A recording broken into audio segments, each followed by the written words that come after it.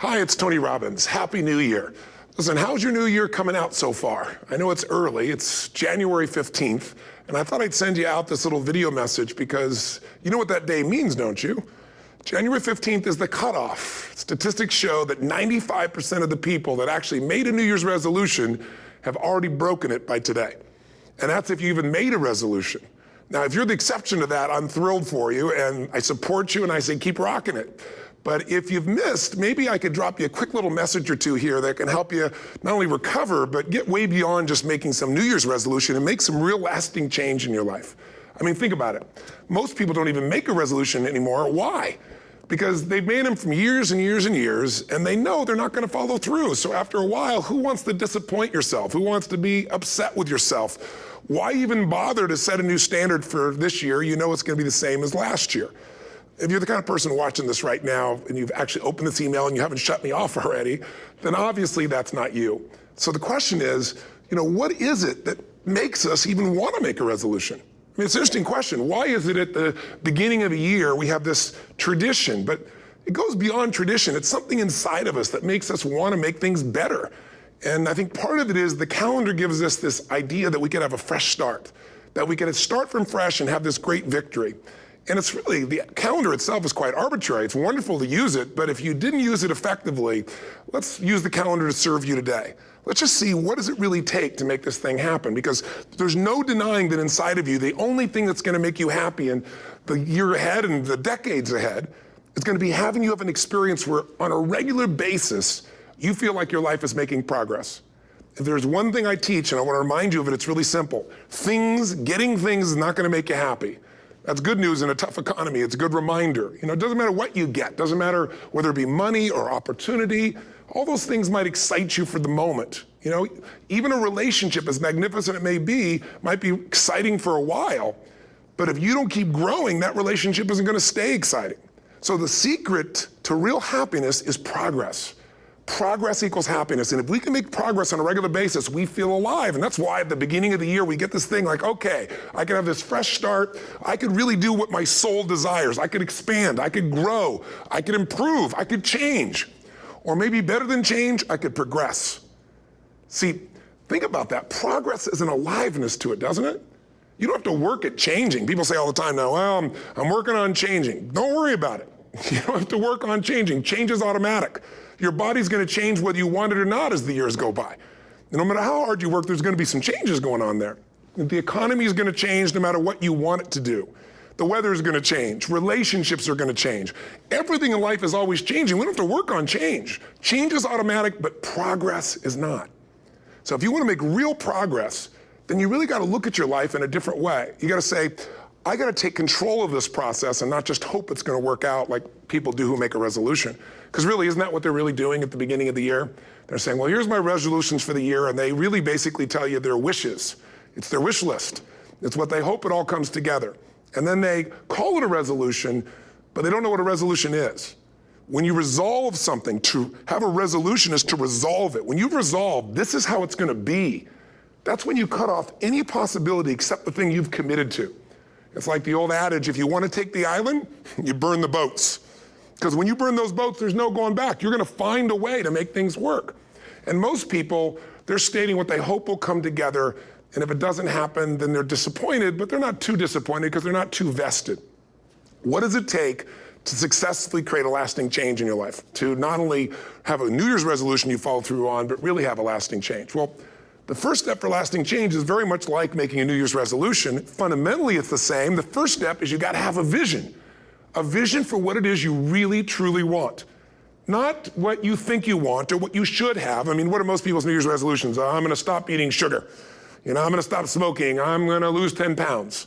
The problem with that is it's not very inspiring for most people. It's not telling you what you're gonna get. It's only what you're not gonna do. And it's kind of hard to have you move forward with that. A vision is about what you're here to create. A vision that really works is one that excites you. If you say, well, my resolution, my goal, my outcome for this month, this week, this year is to lose X number of pounds, that's okay, but it's not very compelling. It has to be a compelling vision. It's gotta have something that has the power to pull you, not something you have to push yourself to do. Those are two different kinds of motivation. Push requires willpower, and willpower never lasts. What will last is pull. Having something so exciting, so attractive, something you desire so much that you have a hard time going to sleep at night and you get so up early in the morning to rock it and take it to the next level. That's what you're looking to create. And that isn't easy to get. But one of the reasons we do seminars and events and we say, why do that? Why not just read a book or something? Is because when you get in an environment where you're with people that are being put in a peak state, like when you're going to a sporting event, if you watch a sporting event at home, it might have a certain level of excitement. But when you're in a stadium with 50,000 people, suddenly it has a whole different level of intensity. And we feel that. And the bottom line of our follow-through comes down to our emotional intensity. In a different state of mind, you're going to come up with a much better and a more exciting vision than if you're sitting on the couch going, okay, what are my new resolutions for this year? And you're doing it the morning after the new year has started and you're a little inebriated and the football game's on in the background. Probably not going to have the power of focus there. Probably not going to have the power of the energy to create something that's going to pull you for this year. And you got to do that. So it's got to be a vision that's compelling. Something that it's going to be a gift to make sure that it happens. And also, along with that compelling vision, you got to have strong enough reasons that you're going to follow through when the going gets tough. That's one of the biggest things missing for most people. They say, this is what I want to do. It's not very exciting. It's not very compelling. But most importantly, they don't have strong enough reasons to push themselves through what's going to be necessary to get that dream, to get that goal, when the inevitable challenges come up, when you're starving, hungry, and you're trying to go on a diet, right? When you got no time and you're stressed out and you haven't worked out still, and that's what you're supposed to do. When the economy gets tight and what you thought you're going to do doesn't work, and so you give up on the goal instead of finding another way to get there. You don't let the fear take you over if you've got strong enough reasons. Those reasons can be positive, or those reasons can also be negative. They can be, if I don't do this, this is going to cost me. And if I do this, this is what I'm going to gain in my life. Reasons come first, answers come second. If you get a compelling vision and you got strong enough reasons that will push you through the tough times, you're going to do things other people don't do. Instead of collapsing, even if you get off target, you won't go, oh, I blew it. You'll get right back on target, make the change, make things happen. And I know you've done this in many areas of your life. Just think about it again. I'm not teaching you something really new here today. I just want to remind you of what your soul knows. You got to change, you got to improve, and you got to go through a simple process fundamentally to make that progress. First step, vision that's compelling. Second step, make sure that there's strong enough reasons to follow through. Third step, you got to review it and feel it every day. I mean, anything. Have you ever had this happen in your life? Has there been anything in your life that you've ever wanted so badly? You were so desirous of it. You had such a hunger for it that you couldn't stop thinking about it. Could have been a career move, could have been when you were a kid, a car, it could have been a relationship, it could have been anything, but you were obsessed. You wanted to make this happen. You wanted to attract this to your life. You just wanted something. And you didn't even know how to get it. But it was so compelling to you. You kept thinking about it every day, envisioning it, imagining it, feeling it. And then stuff happened. And suddenly you started to attract people or situations to your life, and it just came together. Like, you didn't even have a total plan. It was just that it was so a part of your focus with so much intensity and emotion so often that it sensitized you to notice anything that could get you there. There's a part of your brain called the reticular activating system. For short, we call it the RAS. That part of your brain determines what you notice in the world. And it's really important because when you set a goal, when you get really clear on a vision, and there's strong enough reasons, and you review it enough, and it becomes a part of you, that part of your brain says, anything that relates to this, I need to notice. It's like, did you ever buy a certain kind of car or maybe a certain outfit, and suddenly you see that car everywhere, or those outfits everywhere? Well, the cars were always around, but why do you see it now? Because your RAS knows this is important. This is part of my world now. Similarly, when you really get clear and it's compelling and you're reviewing it every day, you've got strong reasons and you're reviewing it every day and you're feeling it, the brain becomes incredibly acute at noticing anything to get you to move forward. And so that's the power of this. So, what do people do with a New Year's resolution? They come up with something they kind of want. It's not a compelling vision. They don't really have strong enough reasons, and they never review it again until they notice that they broke what they said they really want to have make happen, because they didn't really resolve. If you resolve, you got the vision, it's compelling, you review it daily, and you feel it, you envision it, and you experience it. Simple as it sounds.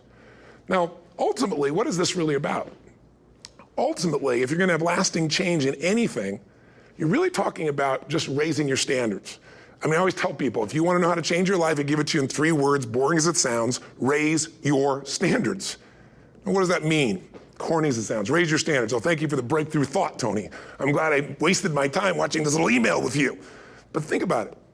Lasting change is different than a goal. You don't always get your goals, but you always get your standards. Maybe it would help you is to think about it this way. I try to explain standards to people with a different set of words. Think of it as everybody in life gets their musts. They don't get their shoulds. Like, think about it. Most people have a list of shoulds, don't they? Don't you have a list of the shoulds, things you should do, you should follow through on? I should lose some weight, I should work out more, I should make more calls, I should respond more rapidly to my email, whatever, you know? I should get into the office earlier, I should be, more confident, whatever your should list is. People love to have their should list be met, but it's kind of like New Year's resolutions. If it does, it's really exciting, but if it doesn't, which is most of the time, it's a little disappointing, but you kind of know it's not gonna happen. But when you decide something is a must for you, an absolute must, when you cut off any possible, you just say, I'm gonna find the way or I'm gonna make the way. Human beings, when they resolve things, when they make a real resolution inside themselves, which is they raise the standard and they make it a must, they find the way. Think about it in your own life. Haven't you had some area of your life where you raise your standard and your life has never been the same? Maybe at one time in your life you smoked cigarettes, or you did something and you did it for years and you kept trying to change it and kept telling yourself I should. And then one day something happened. Something just clicked you over. Something took you over that kind of tipping point. And inside yourself you said no more. And it was a very, very different experience, wasn't it? Something inside of you shifted and what was a should became a must and you've never gone back. Is there an area like that in your life you can think of? Again, did you ever smoke cigarettes? Did you ever eat a certain way, drink a certain form of alcohol, and then finally say no more, and you just don't go back? And notice this, it doesn't really take any willpower anymore. Because somewhere when we make this click, when we make something a must, we attach ourselves to it. It becomes part of our identity.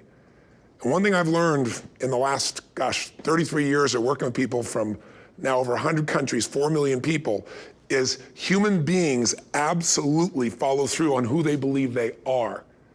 If you said to me, well, I'm really gonna work hard to stop smoking, but I've been a smoker my whole life and I am a smoker, I know your days are numbered. You're gonna be back smoking cigarettes again because we all act consistent with who we believe we are.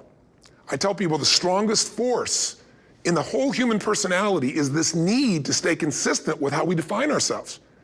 If you define yourself as somebody who is really conservative, you're not gonna be crazy and act nuts unless you're really drunk or something, and then you can say it's the alcohol, when it's really just you finally getting permission to be yourself. The alcohol is your excuse.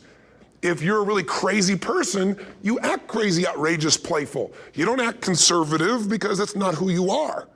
Very often people say, well, I can't do that, I'm not that kind of person. And I always say to people, really, when did you define yourself? I mean, really, how many years ago did you come up with what you could and couldn't do in your life? How many years ago?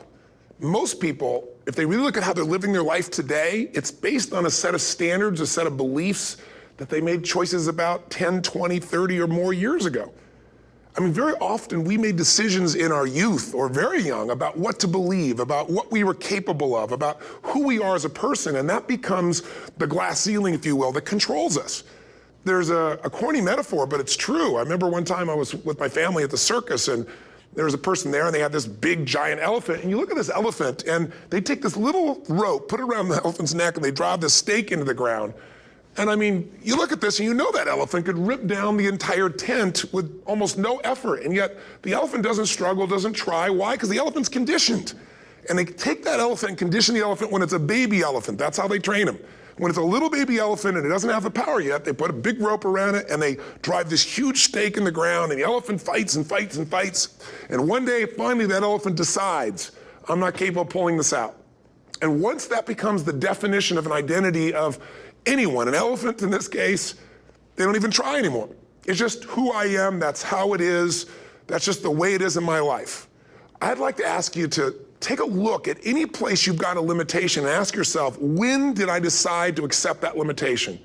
And you may not even see it as a limitation. You might see it as just that's who I am. But so often in our lives, we've adapted to be a certain way so that we don't fail or so that people will like us or respect us, but it's not necessarily who we are. Joy comes when you're spontaneous. It's really hard to be truly happy when you're not being yourself. And most of us have no clue who we are. And so a big part of my work, if you've ever been to an event, you know, is to get people to do things spontaneously without thinking, because that's when the real you shows up. That's when the energy comes alive. And when you do that, when you start to connect to your true nature, suddenly there's energy available for you to set a higher standard for what you want in your life. That's what this is really all about. And when I talk about standards, when I talk about, you know, shoulds versus musts, think about your own life. I know there have been areas in your life where some point in time you just shifted and you raised the standard and your life changed. Because whatever people have their identity attached to, they live. We live who we believe we are. That's just how it works. It's just kind of like, I'll give you an example. Look at your physical body. Your physical body today is an absolute reflection of only one thing, not your goals, not your desires, but your standards. The identity you have for yourself. If your standard is you're an athlete, then there's a certain amount of strength, a muscle tone, and energy that's available in your body on a regular basis because that's who you are. And so you do whatever's necessary to maintain that identity. Again, the strongest force in the human personality is this need to stay consistent with how we define ourselves. Because if you don't know who you are, you wouldn't know how to act. Once you lock in on that identity, your brain finds a way to keep you there. If you say, you know, man, I'm overweight, I've always been overweight, I'm big boned, and that's the story you've got, then you're gonna always find a way to get back there. That's your settling point. That's your identity. That's where things lock in. If you see somebody who's in really great shape, you ask them, do you work out? You know the answer. Yes, how often? And they'll tell you 3 times, 4 times, 5 times a week, whatever. In a seminar, I'll ask people, who here works out at least 5 days a week? And I'm stand up.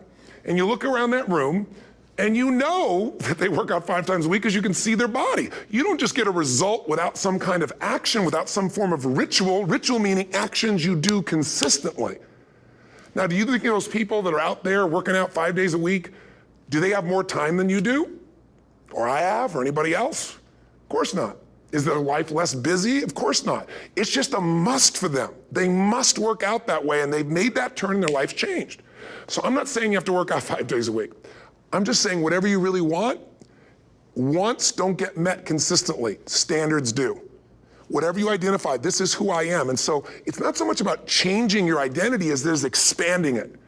You know, deciding that, you know, instead of your goals to lose 10 pounds, which is not compelling, what if your vision was to get back to my fighting weight? You know, this year, this month, this next 90 days, I'm gonna transform my body. I'm gonna take on a new challenge. I'm gonna find some technique or strategy, there's a million of them, that can reframe myself where I wanna feel younger, stronger, more vibrant than ever before. Here's my reasons, because I want the energy to really make my life work. Because it's tough out there and I wanna be stronger than I've ever been before. I wanna go in front of the mirror and if I'm naked, not, you know, wanna laugh. I wanna look there and take a good look and go, yeah, I'm proud of whatever I see there.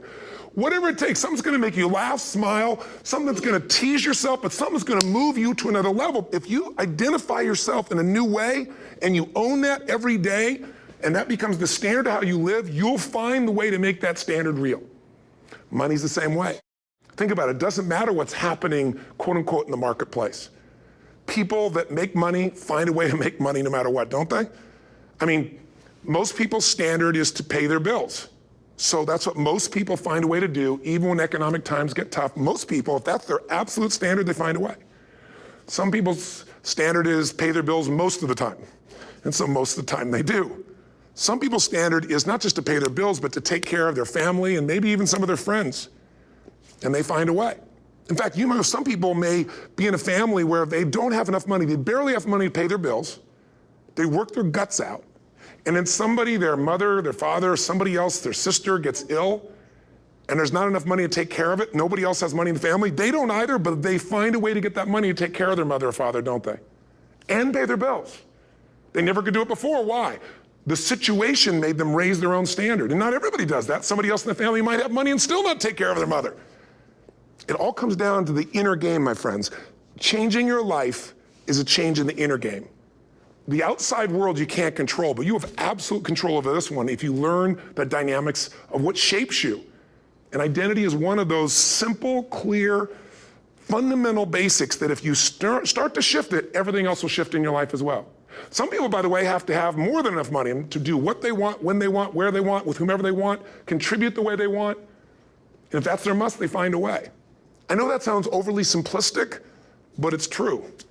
You know, somebody once said you could take all the money in the world out of the hands of everybody, out of all the wealthy people in the world who are really successful, give it to other people. It wouldn't take too long, those people would have it back in their hands. It's not because they're manipulative, it's because they have a standard. Some are manipulative, don't get me wrong, but they've got a standard of what they're gonna find a way to make happen. I'm just simply saying to you, take those 3 magic words and live them. Raise your standard. And if you really wanna do it, then I'll tell you the most important secret. Have you ever done this? Have you ever told yourself you're raising your standard? Okay, I'm gonna go make this happen. I'm gonna go make this much money. I'm gonna transform my kids. I'm gonna create the ultimate relationship in my life. I'm gonna transform my body, whatever it is. And then you don't have strong enough reasons and you don't use it. You don't follow through. It's because you didn't back up your standards with what makes those standards real, and that's rituals. Rituals are where the power is. Whenever we do our Robbins results coaching, and we say Robbins equals results, the way we get results with people, it's the same way if you listen to my Ultimate Edge program, or back in the old days, Personal Power, or if you went to one of my seminars. You know what I do is I take these huge challenges you got and we break them down into little bite-sized steps. Little things you do each day that after you do them, you get so much momentum that it's easy to succeed. You're not overwhelmed. You have these victory day after day after day on little things. If you went through Ultimate Edge, I'm sure you learned about the hour of power, or the 15 minutes to be able to be fulfilled, or 30 minutes to thrive, where you literally just condition your body and emotion with a couple little rituals. So it doesn't matter what's going on in your world, you feel that strength, and it's not fake, it's not some pump up, it's coming from inside you, and it works. Rituals define us. See, all the results in your life are coming from your rituals. They start with a standard and then have rituals that follow it up. Like, for example, if you are where you want to be physically, you have very different rituals than if you're not where you want to be physically. If you're overweight, you and I both know you got a different ritual than if you're physically fit. Completely different.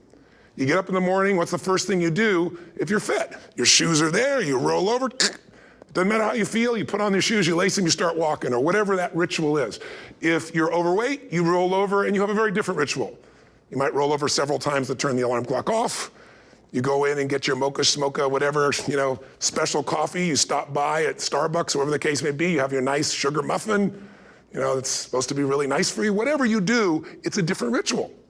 If you have a great, passionate relationship, you have very different rituals in how you come home than if you have a lousy relationship. When you come home and the first thing you do is you're tweeting somebody, or you're emailing, or flipping on the news, or you don't even come home. What are the rituals? Whenever I study people that are successful, what I look for is what's the standard they hold themselves to, and then what are all those little rituals that add up? Because think about it. Success and failure are not giant events. They don't just show up. You don't just suddenly become successful or suddenly have this cataclysmic event that makes you fail. It may look that way, but failure comes from all the little things. It's failure to make the call. It's failure to check the books. It's failure to say, I'm sorry. It's failure to push yourself to do things physically that you don't want to do. And all those little failures day after day come together until one day some cataclysmic event happens and you blame that. That event happened because you missed all the little stuff. Do you agree with me? And success, by the way, is not some overnight event. It's all these little things. Success is having a vision. Success is making it compelling. Success is really seeing it and feeling it every day with strong enough reasons. Success is feeling the sense that I'm here to grow and I'm here to give something to the world more than just myself. Success is caring about other people. Success is calling and saying, I love you in the middle of the day for no damn reason. Or sending a note. That'll change your relationship. Have a ritual of something funny, playful, or a surprise you do. How many relationships are dead today because they have no surprise rituals anymore? You need to have some rituals, some cool things you do that nobody else does that gives you a better life than anybody else has. All the little stuff, that's where success comes from. In business, it comes from delivering more than anybody could imagine. All those little things add up. People go, wow, that's who I want to do business with. It's true in any area of your life. So if you look at somebody who's really successful and you think, wow, they're so amazing, they're such a genius, you got to dig underneath and you got to remember something. People are rewarded in public for what they've practiced for years in private. Myself and my business people say, how do you get up and speak? And you have no notes and you go for 3 days and nights and the room is like, everybody's wired and it's incredible. It's like a rock concert. How do you do that? How do you have that confidence? Oh, it's not confidence, it's experience now. But I did so much behind the scenes and I still do to make things right. How many people would know that since the time I was 17 years old, before I walk out on stage, still do to this day, wouldn't need to do it, but I still do it, I never walk out there without being in an absolute peak state of mind. You know, there are days my back is hurting, my throat was hurting, or I may have had a challenge, or my father passed away, and I've still got to deliver for these people because my standard is give my all every time. Every event has to be better. Talk to anybody who's been to our events for 5, 10 years, some of our trainers, and I'll say, I don't know how he does it. He always finds a way to make it better. That's not an ego thing. That's a standard in me. I have to find the way. And my ritual, though, is I prepare, I think, I gather new information, I figure out how to put something across better. What do people need? I spend time with our customers. I see what's going on. And before I get on stage each time, I have this little ritual to put myself in a state of mind. And I did it starting like 17 years old. I started doing it. I'd say, I now command my subconscious mind. And I say this out loud several times, this little phrase, set of phrases, as an incantation to kind of condition my mind and body. And I'd say, I now command my subconscious mind to direct me in helping as many people as possible today by giving me the strength and the emotion and the humor and the brevity, whatever it takes to show this person and help this person change their life now. And I started that with a person when I worked with people one-on-one, and I would do that for 45 minutes driving in my Volkswagen to go serve and coach somebody for the first time. Now I don't say that person, I say these people, and I can go out in a room of 10,000 people and deliver for 50 hours, and I do it every time I come back on stage. It's a ritual to go into peak state. Peak states don't just show up, they don't interrupt you. Great ideas don't interrupt you, you gotta pursue them. I talked to Michael Jordan, I'll never forget, at the peak of his career, and got to watch his final game, saw him backstage and spent some time with him, and it was a pretty exciting time. He was the greatest basketball player I think that ever lived and has ever lived. And I asked him, I said, what sets you apart, Michael? What is it?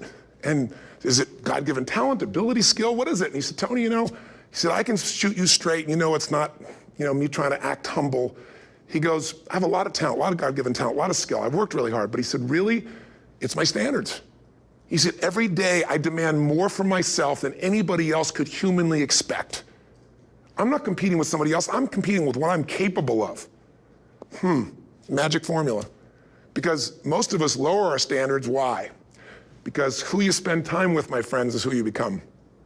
One of the biggest reasons I started going to seminars when I was like 17 is I had nobody around me as a great role model. I could read about somebody, but being around people, being in that environment was very different. Finding a way to go to work with someone who lived that standard of life was very different. You get around people with low standards and you compete with it. You don't need to compete with it. It's like, okay. Remember Jerry Springer? I don't know if he's still in the air, but I remember he used to get people on the show and I thought, where would he find these people? And why would people watch? I'll tell you why they watch. They watch these people and go, my life's still pretty darn good compared to that person. Look at them. You don't have to change your life. All you have to do is find somebody with a lower standard and you'll feel good about yourself. But if you feel that good feeling, it's an illusion. The only thing that's gonna make you happy, my friend, and this year or any other, is to step up. It's to raise the standard, it's to discover what you're capable of and feel that incredible power of pushing through whatever's holding you back and get to the other side of more of your true self. That's what this game's all about. And look at the best in the world in anything. Tiger Woods, what's his vision? To win golf tournaments? No, to be the best that ever lived. That's his goal, that's his vision. But here's what's interesting, he backs it up with rituals. If you just have a vision and you don't have the rituals, stop lying to yourself. His rituals are, he started doing things nobody did before. He went and started lifting weights. Golfers lifting weights? No way. He went out and he changed his swing when he was the best in the world because he realized in order to be the best that ever lived, he was gonna have to change his swing. If you know anything about golf, you don't change your swing when you're the best. And he went and retrained himself because he has different rituals than other golfers. Now many people are modeling his rituals to get better. It's amazing. You look at somebody like Michael Phelps, the 2008 swimmer, won 7, only 2 people I think in history, if I remember correctly, that have gotten 7 gold medals in one session. And here's a guy, he's got number 6 under his belt and he's exhausted and he's going in for that final swim. I'm sure you remember. And how does the guy win? By 1/100th of a second. Do you think that was some massive skill that got him over the top? Or was it a standard that says, this is who I am. I am the champion. And no one is taking this from me. And somehow in those final milliseconds, 100th of a second, he pushed himself just beyond his competitor. But you know about Michael Phelps? What allowed him to be able to push beyond that moment is his rituals. Go study the guy. Most people who swim have these unbelievable workouts. He does 2 and 3 of those workout sessions a day. All the other swimmers in the beginning thought he was insane. You're gonna overtrain, you can't do that, it's not physically possible. But he had a standard and the rituals to back it up. So here's my final message to you, because I've gotten carried away. I thought I was gonna send you like a 5-minute message, but as you can see, there's no script here, it's just me going a little crazy with you, but I wanna really see you get what you want this year. Don't let this year be like last. And if last year was great, still don't let it be that way. Raise the standard. If your life is perfect and extraordinary, you darn well know you're not gonna be happy unless you keep making it better. That's what makes us feel alive. It's not what we get that makes us happy, it's who we become and what we're able to give because we become more. That sense of contribution is what creates the deepest meaning. So here's my assignment for you, if you want one. If you wanna go from conversation to some action, here's a simple thing to do. What's an area of your life right now that you really wanna improve? What's an area that's important to improve? If your body's great, how about your career? If career's great, how about your relationships? Intimate one especially, or your kids, or your relationship with your creator, your spiritual side of your life. Or is it your finances? Figure an area that really matters, decide on that area. Number 1, write down what your life is like in that area right now as specifically as possible. So you might say, well, I'm 13.5 pounds overweight, whatever the weight is, whatever the situation is, or my body fat's like this, or I wake up exhausted in the morning, and you write the truth of where you are right now. So you're real clear. Or I'm not in a relationship. I say I want a relationship, but I'm not in one, and I don't seem to find them. All the good ones seem to be gone is my belief. And I really do want one, but I don't have it. Whatever your definition, or I'm in a relationship, and God, I wish I wasn't in a relationship. I'm planning my escape, wherever you are. Or I have a wonderful relationship, we love each other, but there just isn't enough passion. Just write the truth of where you are. The area you want to change, but write how it is. And then the second step is, and this is where you gotta be really honest with yourself. What are the rituals that have put me there?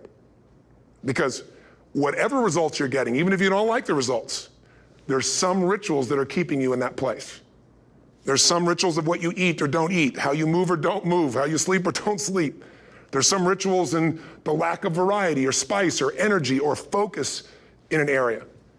There's something you're doing, and it's usually not one thing, it's a bunch of little things that you kind of do consistently whenever you think about getting in a relationship, whenever you think about working out, whenever you think about money. You get yourself in a state of overwhelm. You start thinking about all the things you can't control. Just write down all the rituals you have, and then here's the third step. What do you want? What's your vision? And be really specific. I wanna be my fighting weight. I wanna be the strongest I've ever felt. I'm gonna turn whatever it is, be specific.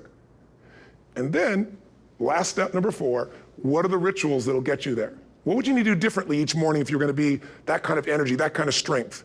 How often would you work out? What days would you work out? What time? A ritual is something you do consistently, usually at a specific time, so it becomes automatic. Let me tell you something. Willpower doesn't last, but rituals can last a lifetime.